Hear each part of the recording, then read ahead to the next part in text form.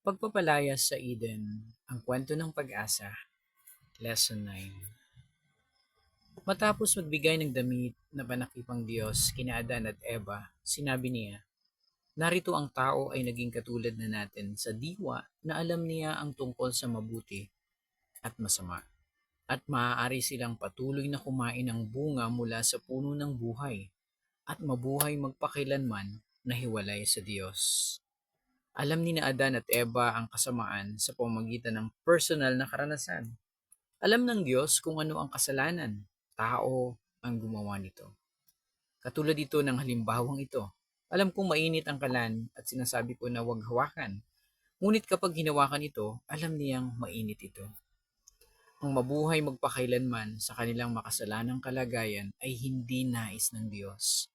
Ayaw ng Diyos na mapahiwalay tayo sa Kanya ng walang hanggan. Kaya ang Diyos ay gumawa ng isang bagay na kasabay nito, isang gawa ng paghatol at isang gawa ng awa. Sila Adan at Eva ay pinalaya sa hardin. Pagkatapos ay naglakay siya ng mga anghel bilang mga bantay na may nagniningas, kumikislap na espada sa silangan ng hardin. Hindi ginisto ng Diyos na ang tao ay kumain mula sa puno ng buhay at mabuhay magpakailanman bilang mga makasalanan na laging hiwalay mula sa Diyos.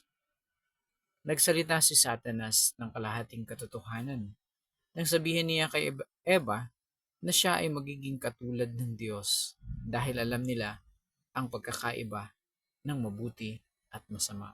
Pero hindi talaga sila naging katulad ng Diyos dahil nakaranas sila ng kasamaan na pang matagalan o permanente. Ang Diyos ay banal at hindi kailanman nagkasala. Nilikha sila Adan at Eva na inosente at hindi nagkasala.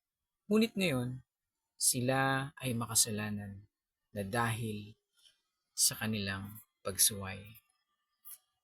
At ayaw ng Diyos na mapahiwalay ang tao ng walang hanggan. Kaya niya inalis sa hardin ng Eden sina Adan at Eva para hindi makakain ng puno ng buhay. Ito ay isang paghatol at isang pagbibigay ng pag-asa na makakasamang muli ng tao ang Diyos. Salamat po. Pagpalain tayo muli ng Panginoon.